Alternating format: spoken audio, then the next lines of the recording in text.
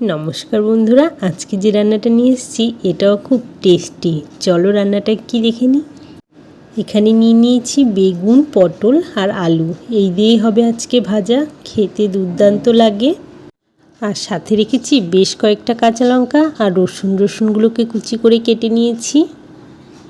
ভাজাটা একটু ঝাল ঝাল হলে বেশ ভালো লাগে। আলু, বেগুন, পটল সব কেটে নিয়েছি। দেখো এরকম লম্বা করে কেটেছি, সব একই সাইজে কেটেছি, তোমরা যেমন খুশি কাটতে পারো। রান্নাটা আমি সর্ষের তেলে করব। এখানে সর্ষের তেল দিলাম আর তেলে দেব রাঁধুনি ফোড়ন, সাথে কাঁচা লঙ্কা রসুনটাও দিয়ে দেব। তোমরা যদি কেউ রসুন না দাও তাহলে একটু অবশ্যই কালো জিরে দিও, তাহলেই হবে। এবার আমি কেটে রাখা আলু, বেগুন, পটলগুলো দিয়ে দেব।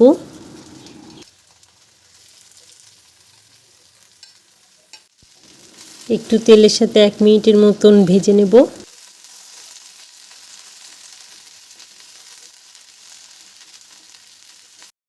এবার হলুদ আর লবণটা দিয়ে দিলাম।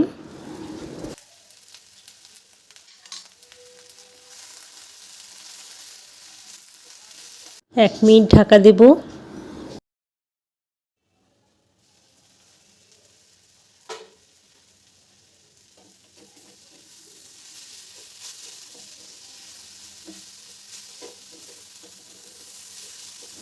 ভাজাটা একটু ভালো করে নেড়ে দেবো। দেখো নিচে লেগে যেতে পারে, তার জন্য আমি একটু ভালো করে নিচ থেকে নেড়ে দিচ্ছি।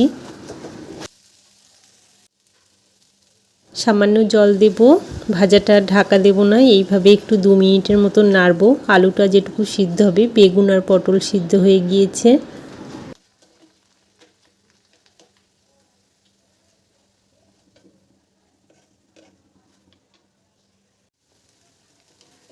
দেখো ভাজাটা আমার অনেকটাই হয়ে এসেছে। ভাজাটা একটু লাল লাল করে ভাজলে বেশি খেতে ভালো লাগে। আলু সিদ্ধ হয়ে গিয়েছে, বেগুনের জন্য ভাজাটা একটু মাখা মাখা হয়েছে, এটা দারুণ লাগে ভাতের সাথে খেতে। ভাজাটা আমার হয়ে গিয়েছে, নামিয়ে নেব। ঠিক আছে বন্ধুরা, রান্নাটা যদি তোমাদের ভালো লেগে থাকে তাহলে প্লিজ একটা লাইক করে দিও। আবার দেখা হবে অন্য ভিডিওতে। বাই।